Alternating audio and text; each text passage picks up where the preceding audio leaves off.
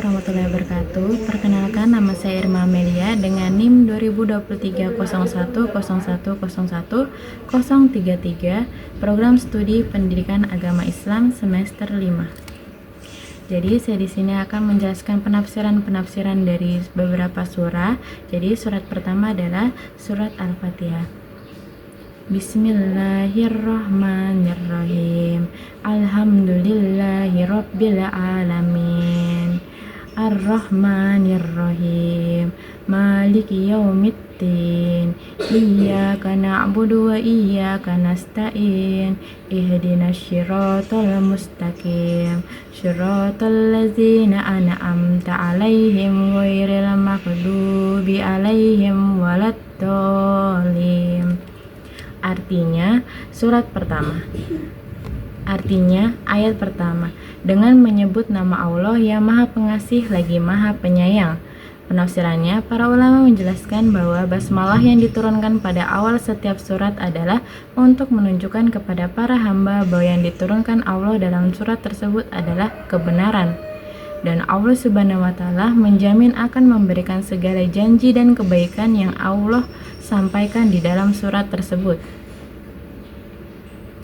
Nah, surat kedua artinya segala puji bagi Allah, Tuhan semesta alam, merupakan awal dari surat Al-Fatihah dan akhir dari doa para hamba di hari kiamat kelak.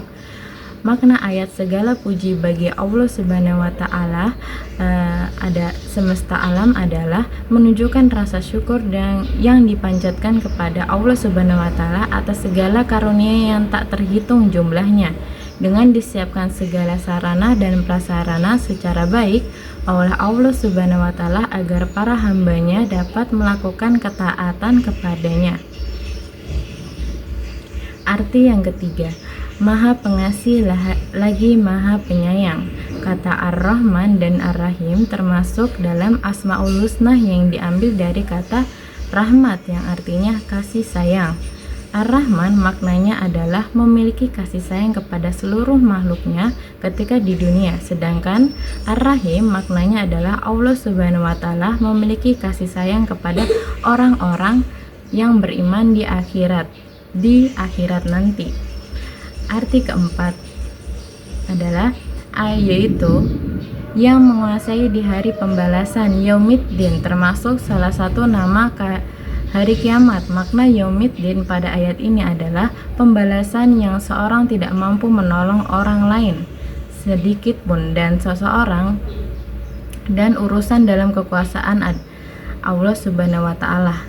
Arti ayat kelima, hanya kepadamu kami beribadah dan hanya kepadamu kami memohon pertolongan. Kalimat hanya kepadamu kami beribadah adalah hanya kepadamu kami bertauhid, hanya kepadamu kami takut, hanya kepadamu kami berharap dan tidak kepada selainmu. Sedangkan makna kalimat hanya kepadamu kami memohon pertolongan adalah bahwa ibadah akan menjadi sempurna jika dengan bertaufik dan atas izin dari Allah Subhanahu wa Ta'ala. Nah, yang keenam, tunjukkanlah kami jalan yang lurus. Makna ayat dari tunjukkanlah kami jalan yang lurus adalah berikanlah bimbingan kepada kami jalan yang lurus, asyiratal mustaqim, jalan yang lurus. Pada ayat ini artinya adalah Islam. Ayat yang ketujuh yaitu jalannya orang-orang yang telah engkau beri kenikmatan kepada mereka. Kenikmatan dalam ayat ini adalah kenikmatan mendapatkan hidayah Allah Subhanahu wa Ta'ala, karena hanya Allah lah yang dapat memberikan kenikmatan tersebut, bukan orang lain.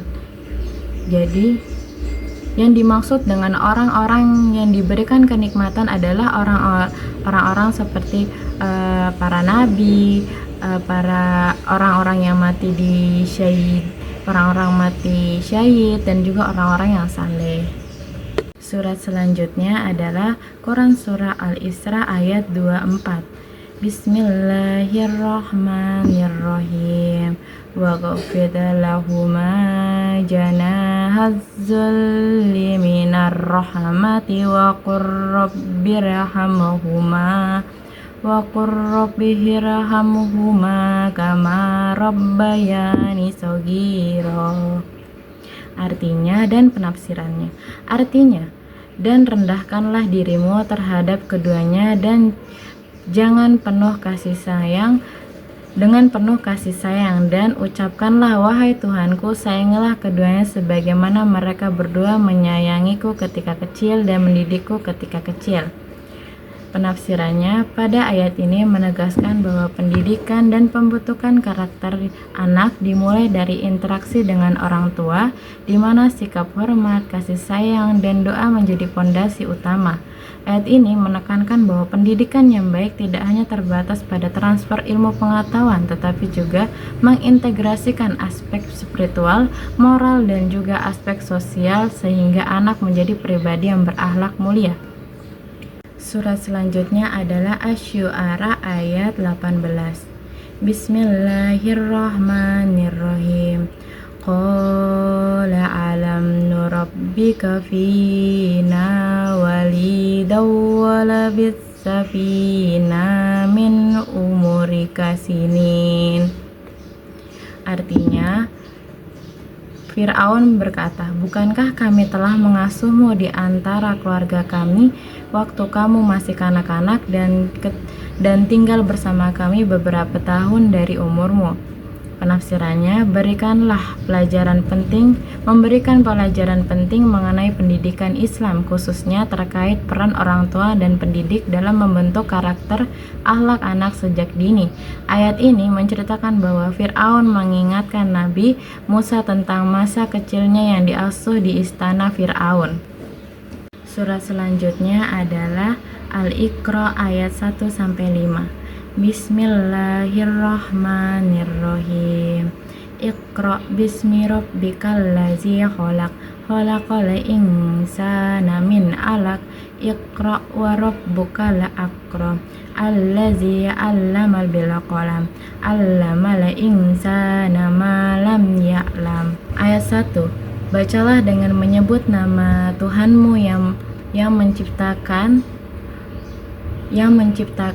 Perintah membaca harus disertai nama Allah, bismi, agar pekerjaan bernilai ibadah dan mencapai keabadian karena dilakukan dengan ikhlas. Allah adalah pendidik, tarbiyah, dan penciptakan segalanya makhluk khalaq.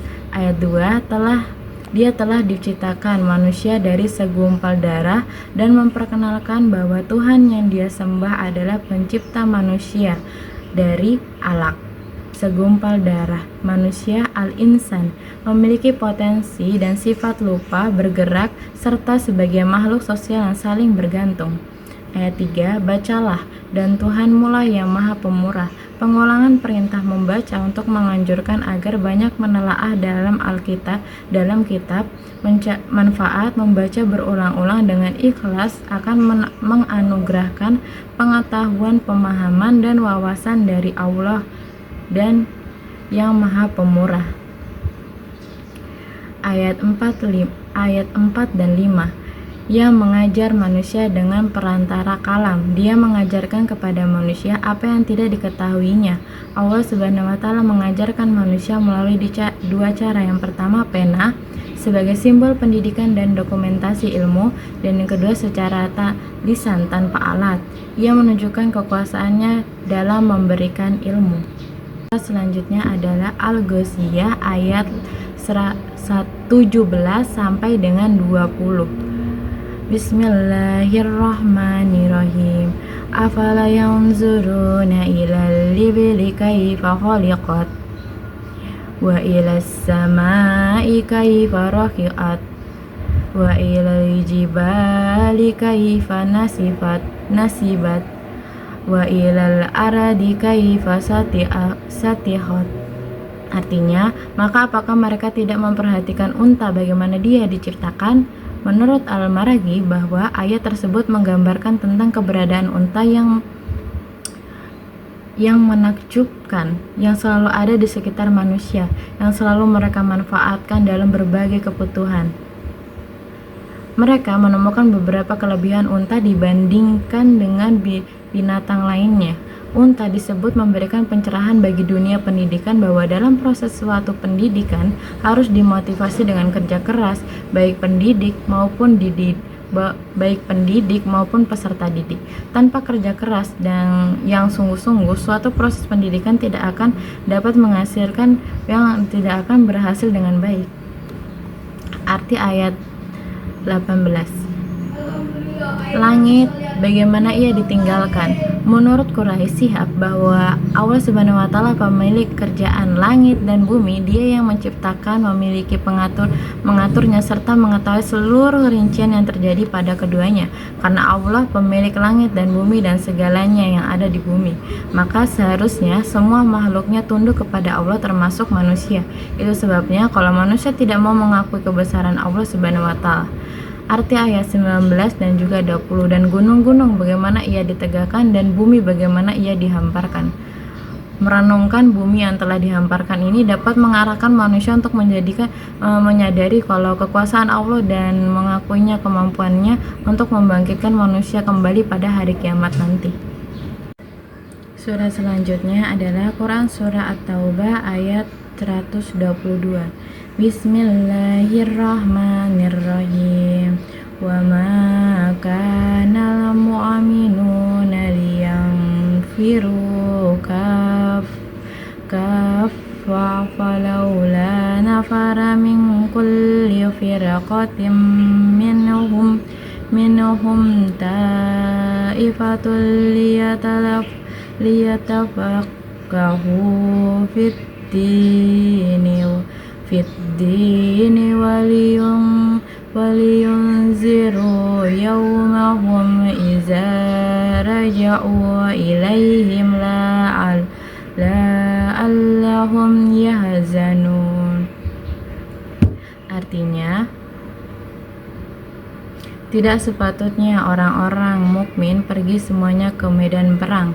Mengapa sebagian dari setiap golongan di antara mereka tidak pergi tinggal bersama Rasul untuk memperdalam pengetahuan agama mereka dan memberikan peringatan kepada kaumnya apabila mereka telah kembali agar mereka dapat menjaga dirinya? Sesungguhnya belajar dan mengajarkan adalah suatu kewajiban bagi umat Islam, memberikan motivasi bagi umatnya dengan pahala yang berlipat ganda. Surat selanjutnya adalah Al-Imran ayat 138 sampai dengan 139. Bismillahirrahmanirrahim. Haza bayanul lanasi wa hudaw wa mau'izatal muttaqin. Artinya, inilah Al-Quran, sesuatu keterangan yang jelas untuk semua manusia, petunjuk dan pelajaran bagi orang yang bertakwa. Mengandung pesan-pesan yang sangat jelas bahwa Al-Quran secara keseluruhan adalah penerangan yang berani, keterangan dan kehilangan kesangsian serta keraguan bagi manusia. Atau dengan kata lain, ayat ini memberikan informasi tentang keutamaan Al-Quran yang mengungkapkan adanya hukum-hukum yang mengatur kehidupan masyarakat. Surah selanjutnya, wala tahinu wala tahzanu wa antum a'launa in kuntum mu'minin. Artinya, janganlah kamu merasa lemah dan janganlah pula bersedih hati, padahal kamu paling tinggi derajatnya jika kamu orang-orang mukmin. Membicarakan tentang kelompok pada perang Uhud, mereka tidak meraih kemenangan, bahkan menderita luka dan pembunuhan. Dan dalam perang Badar, mereka dengan gemilang meraih kemenangan dan berhasil melawan dan membunuh sekian banyaknya lawan mereka. Maka itu merupakan bagian dari sunnatullah. Surat yang terakhir adalah Quran Surat Al-Hajj ayat 41. Bismillahirrahmanirrahim. Allazina kannahum fil ardi aqamus salata wa atuz zakata wa amaru bil ma'rufi wa nuhaw 'anil munkar wallahu akibatul umur. Artinya dan penafsirannya. Artinya, yaitu orang-orang yang jika kamu beri kemantapan hidup di bumi, mereka menegakkan sholat, menunaikan zakat, dan menyuruh berbuat yang mungkar, dan mencegah dari yang menyuruh berbuat makruh dan mencegah dari mungkar hanya kepada Allah kesudahan segala urusan.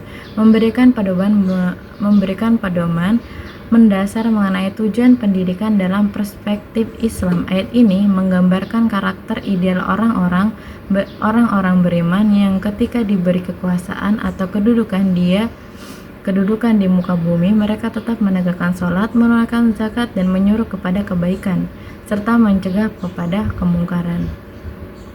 Sekian dari saya.